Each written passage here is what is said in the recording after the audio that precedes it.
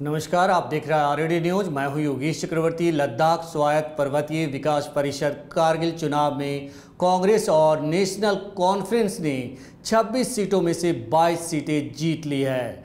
Clean sweep किया है कांग्रेस और नेशनल कॉन्फ्रेंस ने लद्दाख में। वहीं बीजेपी को इस चुनाव में महज 2 सीटें मिली है। हम आपको बता दें कि 2019 में अनुच्छेद 370 को रद्द करने के बाद यहां लद्दाख के केंद्र शासित प्रदेश बनने के बाद ये कारगिल का पहला चुनाव था जिसमें कांग्रेस और नेशनल कॉन्फ्रेंस को क्लीन स्वीप मिला है। हम आपको बताते चलें कि नेशनल कॉन्फ्रेंस और कांग्रेस इंडिया गठबंधन का हिस्सा है। नेशनल कॉन्फ्रेंस ने इस चुनाव में 12 सीटें जीती और कांग्रेस के हिस्से में 10 सीटें गई है। बीजेपी ने 2 सीटों पर जीत हासिल की है और 2 सीटों पर निर्दलीय उम्मीदवारों को जीत मिली है।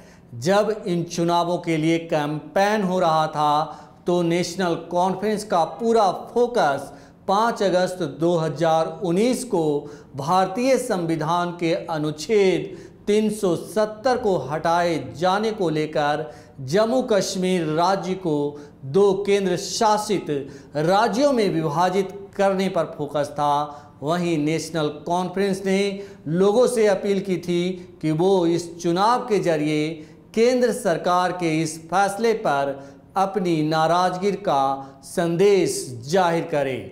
वहीं बीजेपी ने अपने चुनावी कैंपेन में 2019 के बाद क्षेत्र में हुए विकास कार्यों पर फोकस किया था। जीत के बाद नेशनल कॉन्फ्रेंस के उपाध्यक्ष और जम्मू कश्मीर के पूर्व मुख्यमंत्री उमर अब्दुल्ला ने कहा है कि बीजेपी को करगिल में एनसी और कांग्रेस गठबंधन के हाथों करारी हार का सामना करना पड़ा है।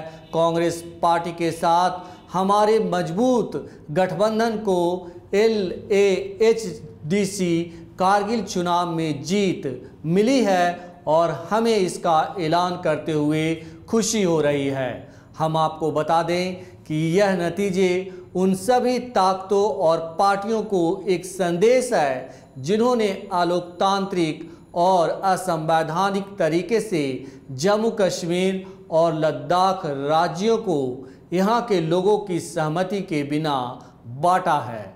ये कहना है नेशनल कॉन्फ्रेंस के उपाध्यक्ष उमर अब्दुल्ला का। हम आपको बताते चलें कि अभी देश में 2024 में लोकसभा के चुनाव होने हैं। उससे पहले लद्दाख में हुए ये चुनाव बहुत कुछ कह रहे हैं और इसके नतीजे इस बात के संकेत हैं कि भले ही बीजेपी विकास का ढिंढोरा पीट रही हो लेकिन जनता उसके विकास के कामों से खुश नहीं है और जो नतीजे चुनाव के आए हैं वो बीजेपी के हक में नहीं है।